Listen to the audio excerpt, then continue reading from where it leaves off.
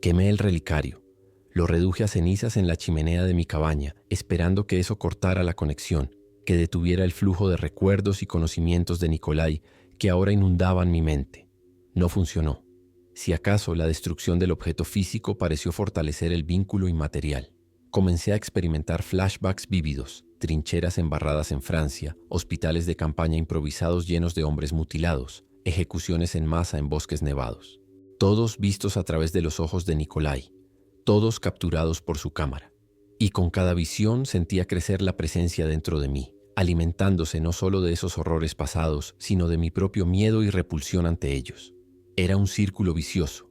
Cuanto más me resistía, más me aterraba lo que me estaba pasando, y más fuerte se volvía la semilla del vigilante plantada en mí. Una semana después de quemar el relicario, encontré otro objeto enterrado en el bosque. Esta vez fue un medallón militar japonés de la Segunda Guerra Mundial. Y con él vinieron nuevos recuerdos, nuevas visiones. Nanking, 1937. Las atrocidades del ejército imperial japonés capturadas por otro fotógrafo, Tanaka Hiroshi, cuyos ojos tenían el mismo hambre que los de Nikolai, que los míos. Después vino una placa de identificación militar estadounidense de Vietnam. Luego un trozo de muro de Berlín con iniciales grabadas. Cada objeto conectado a otro fotógrafo, otro recolector, otro eslabón en una cadena que ahora veía extenderse hacia atrás en el tiempo, mucho más allá de la invención de la fotografía. Pintores, dibujantes, cronistas, todos con esa misma mirada, todos sirviendo inconscientemente al mismo maestro. Todos documentando el sufrimiento humano con una precisión casi sobrenatural, alimentando algo que existía entre las sombras de la historia. La comprensión llegó una noche, mientras clasificaba los objetos que había desenterrado, tratando desesperadamente de encontrar un patrón, una explicación. No eran coincidencias, no eran objetos aleatorios, eran anclas, puntos de conexión deliberadamente colocados en mi camino. El fragmento del vigilante dentro de mí estaba llamando a sus otras partes, dispersas por todo el mundo a lo largo de siglos. Se estaba reconstituyendo, usando mi cuerpo, mi mente como vehículo para reunir lo que una vez estuvo separado. Y yo había facilitado el proceso al aislarme, al alejarme de cualquiera que pudiera haber notado los cambios en mí, que pudiera haber intervenido. Mi intento de contención se había convertido en el ambiente perfecto para que la entidad creciera sin obstáculos. Esa noche mi sueño me llevó no al reactor ni a campos de batalla pasados, sino a un lugar nuevo, una sala circular con paredes de piedra antigua iluminada por antorchas. En el centro, un altar simple, y sobre él un libro encuadernado en lo que parecía piel humana. Cuando lo abrí, vi páginas y páginas de nombres, fechas y lugares, la lista de todos los recolectores a lo largo de la historia. Y al final de la lista, escrito con lo que parecía ser sangre fresca, mi nombre. Desperté con una certeza aterradora. No era una víctima accidental. Había sido elegido, preparado, guiado hacia Chernóbil específicamente para este propósito. Los rumores que me habían atraído allí, las coincidencias que me habían llevado a separarme de mi guía, a encontrarme con el vigilante. Nada había sido casualidad. Era el último de una larga línea de recolectores, pero con una diferencia crucial. Mientras mis predecesores habían llevado fragmentos pequeños, inconscientes de su verdadera naturaleza, yo portaba algo mucho más significativo. Una parte central, consciente, capaz de atraer y absorber a las demás. Y cuando el proceso estuviera completo, cuando todos los fragmentos dispersos se hubieran reunido en mí, ¿qué quedaría de Reacher? ¿Existiría siquiera como individuo separado o sería completamente consumido por la entidad reconstituida? La respuesta llegó no como palabras, sino como una sensación, una certeza que surgía de la parte de mí que ya no era completamente humana. No habría Reacher, solo el vigilante, usando mi cuerpo, mis recuerdos, mis habilidades como una máscara, un disfraz para moverse libremente por el mundo. Esa realización me llevó a una decisión desesperada. Si no podía expulsar o contener lo que había dentro de mí, si estaba destinado a convertirme en el vehículo para el renacimiento completo del vigilante, entonces solo quedaba una opción: destruirme a mí mismo antes de que el proceso se completara. No sería fácil, ya sentía que la entidad tenía cierto control sobre mis acciones, especialmente cuando mi determinación flaqueaba. Tendría que ser rápido, decisivo, sin margen para la duda o el arrepentimiento. Esa noche preparé todo meticulosamente. Escribí cartas explicando lo que había sucedido, aunque dudaba que alguien las creyera. Incluí coordenadas de Chernóbil, nombres, fechas, todo lo que pudiera ayudar a otros a entender y tal vez prevenir que esto sucediera de nuevo. Dejé instrucciones para que todos los objetos que había desenterrado fueran destruidos, fundidos, reducidos a componentes irreconocibles. Y finalmente, cuando todo estuvo listo, tomé mi rifle de caza, lo cargué con una sola bala y salí al porche de mi cabaña para contemplar una última vez las estrellas. Pero no pude hacerlo, no porque me faltara valor, sino porque literalmente no podía mover mi dedo sobre el gatillo. Mi cuerpo ya no me obedecía completamente. No será tan fácil, Richard, dijo una voz en mi mente. No era mi voz interior, ni siquiera la voz del vigilante tal como la había escuchado en Chernóbil. Era un coro de voces, todas ligeramente diferentes, pero unificadas en propósito, los fragmentos reunidos hablando como uno solo. Hemos esperado demasiado, trabajado demasiado duro para este momento. No permitiremos que lo arruines por un ataque de conciencia humana. Mi mano se movió involuntariamente, apartando el cañón del rifle de mi cabeza. Mi cuerpo se levantó, caminó de regreso a la cabaña y guardó el arma en su estuche. Todo sin mi consentimiento, sin mi control. Estaba perdiendo la batalla por mi propio ser más rápidamente de lo que había temido. Esa noche, mientras yacía en mi cama, incapaz incluso de intentar otro método de suicidio, sentí un cambio profundo dentro de mí. No era solo que estuviera perdiendo control sobre mi cuerpo. Estaba perdiendo partes de mi identidad, de mis recuerdos. Fragmentos de mi vida parecían desvanecerse, reemplazados por recuerdos que no eran míos. Vidas vividas siglos atrás, experiencias de otros recolectores, otros vasos para el vigilante. Y con cada memoria perdida, con cada recuerdo ajeno integrado, la entidad dentro de mí se hacía más fuerte, más coherente, más completa. Luché desesperadamente, aferrándome a los recuerdos centrales de mi identidad. Mi infancia, mi primer amor, la muerte de mis padres, mi decisión de convertirme en fotógrafo. Pero incluso estos comenzaban a distorsionarse, a entremezclarse con elementos que no pertenecían a mi vida. ¿Había crecido en Nebraska o había sido en un pueblo ruso del siglo XIX? ¿Mi primer amor se llamaba Sara o era Yuki, una joven japonesa que conocí en 1935? La realidad y la ficción, mi vida y las vidas de otros, todo comenzaba a fundirse en una narrativa confusa y fragmentada. Al amanecer tomé una decisión. Si no podía destruirme físicamente, tal vez podría al menos documentar lo que estaba sucediendo, dejar un registro que otros pudieran encontrar y comprender. Saqué mi cámara de la caja donde la había encerrado meses atrás. La entidad dentro de mí no se resistió. De hecho, sentí una especie de anticipación emanando de ella, como si aprobara mi decisión de volver a fotografiar. Comencé a documentar meticulosamente los cambios en mi apariencia física.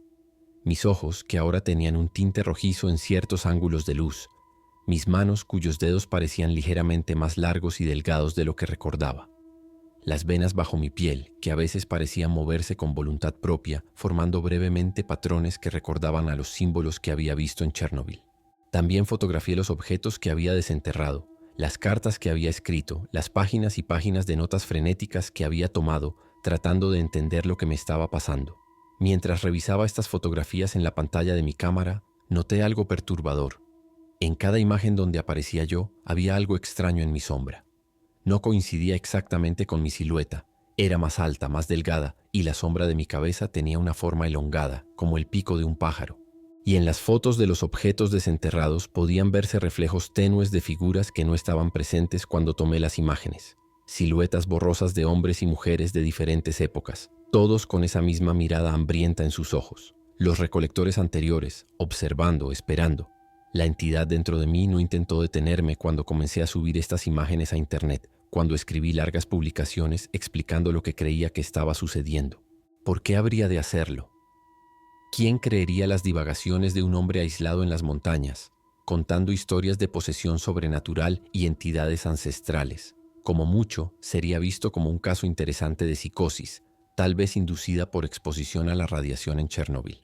Mis advertencias serían ignoradas, mis evidencias descartadas como manipulaciones o alucinaciones. Una semana después de comenzar mi documentación, recibí un email inesperado. Era del profesor de Kiev con quien había contactado meses atrás, el especialista en folclore eslavo. Había visto mis publicaciones, revisado mis fotografías. Su mensaje era breve pero impactante. No eres el único. Hay otros como tú. Portadores los llamamos. Y hay formas de luchar contra lo que llevas dentro. No de expulsarlo completamente, pero sí de contenerlo, de mantener tu identidad separada de la suya. Ven a Kiev. Te estamos esperando. Adjunto al email había una imagen. Un grupo de personas de diversas edades y orígenes, todas con ese mismo tinte rojizo en sus ojos que yo había notado en los míos. Y entre ellos, para mi absoluto asombro, un rostro que reconocí inmediatamente a pesar de los cambios. Igor. El mismo Igor que había visto desaparecer en las calles de Pripyat, tragado por una abertura en la realidad. Estaba vivo, o al menos algo con su apariencia lo estaba. La entidad dentro de mí reaccionó violentamente al email. Por primera vez desde que había comenzado a perder el control, sentí miedo emanando de ella. No miedo a mí o a mis acciones, sino a estos otros, a estos portadores que aparentemente habían encontrado formas de contener a sus pasajeros internos. Sentí que los fragmentos reunidos en mí se agitaban, discutían entre sí en un lenguaje que no podía comprender, pero cuyos sentimientos podía percibir claramente. Alarma, ira, determinación. No querían que fuera a Kiev. No querían que me reuniera con estos otros. Y eso, más que cualquier otra cosa, me convenció de que debía hacerlo. Si la entidad temía este encuentro, entonces representaba una amenaza real para sus planes. Tal vez mi única esperanza. Respondí al email con una sola palabra. Iré. Y comencé a hacer los arreglos para mi viaje, luchando constantemente contra la resistencia interna que sentía, contra los intentos cada vez más desesperados de la entidad por recuperar el control total de mis acciones. Los días previos a mi partida fueron una batalla constante. La entidad intentó todo para evitar que viajara, desde sutiles sugerencias de que el email era una trampa hasta manipulaciones más directas de mi cuerpo.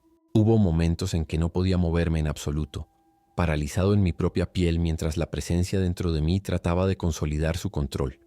Otros donde me encontraba caminando hacia el bosque sin haberlo decidido conscientemente, atraído hacia más objetos enterrados, más fragmentos para absorber. Pero cada vez que la entidad ganaba terreno, yo contraatacaba con la única arma que me quedaba, mi voluntad. Me aferraba a los recuerdos centrales de mi identidad, a las razones por las que había decidido luchar. Y poco a poco, hora tras hora, fui ganando pequeñas victorias. No podía expulsar a la entidad, pero podía resistirla. Podía mantener un núcleo de Reacher separado y consciente dentro de la creciente presencia del vigilante. El día de mi partida amaneció claro y frío. Había logrado mantener suficiente control para hacer mi maleta, conducir hasta el aeropuerto más cercano y abordar un vuelo a Nueva York donde haría conexión a Kiev. Cada paso era una lucha. Cada movimiento requería concentración total. Pero lo estaba logrando. Estaba en camino. La entidad había cambiado de táctica, pasando de la resistencia activa a una especie de aceptación resignada, como si hubiera decidido que no podía detenerme y ahora planeara usar este viaje para sus propios fines. Eso me preocupaba más que su oposición abierta. ¿Qué estaba tramando? ¿Qué veía en este viaje que yo no podía ver? Mientras el avión despegaba, mientras veía las montañas de Montana desaparecer bajo las nubes, sentí una mezcla contradictoria de esperanza y temor. Esperanza de que en Kiev encontraría respuestas, tal vez incluso una forma de contener permanentemente lo que llevaba dentro. Y temor de que estuviera jugando directamente en las manos de la entidad, de que este aparente acto de rebelión fuera en realidad parte de su plan mayor. El vuelo a Nueva York fue sin incidentes, pero mientras esperaba mi conexión a Kiev, comencé a notar algo inquietante. Otros pasajeros me miraban fijamente por un momento y luego apartaban la vista rápidamente, como perturbados por algo en mi apariencia. Un niño pequeño comenzó a llorar cuando pasé junto a él.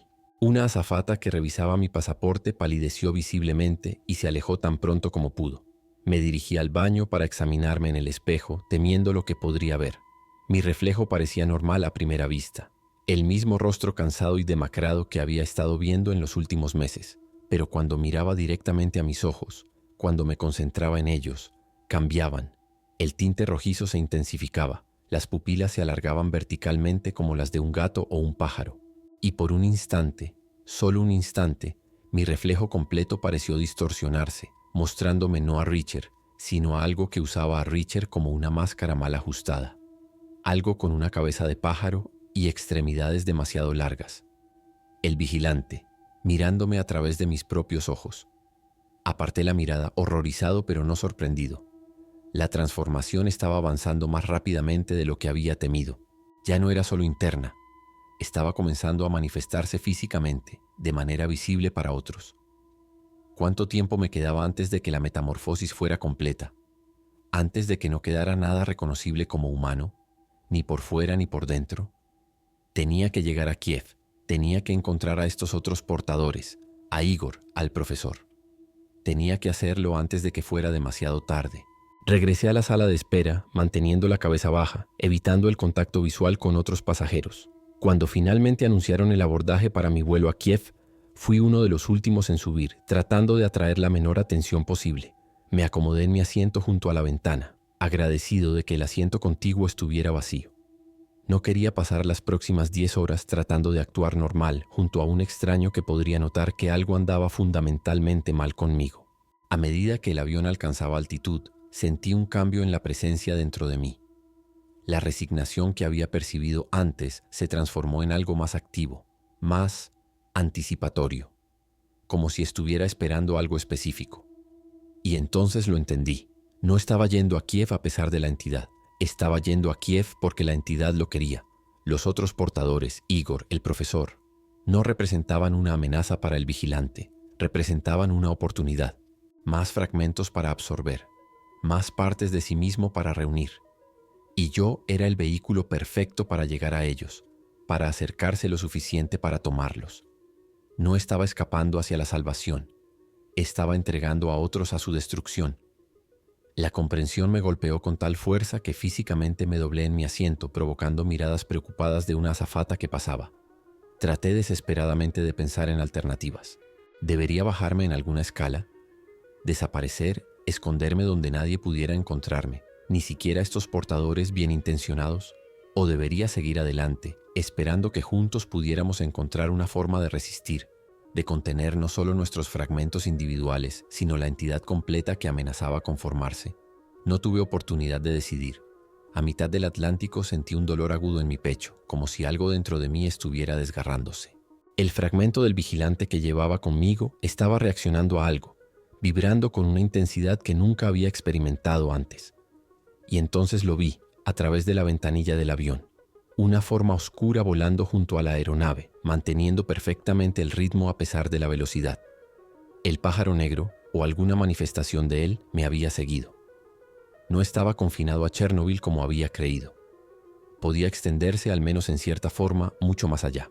Y mientras lo observaba, mientras nuestras miradas se encontraban a través del cristal y miles de metros de aire helado, supe con certeza absoluta que fuera cual fuera el resultado de mi viaje a Kiev, nada volvería a ser igual. La entidad estaba evolucionando, adaptándose, expandiéndose, y yo, voluntaria o involuntariamente, era el vehículo de esa expansión.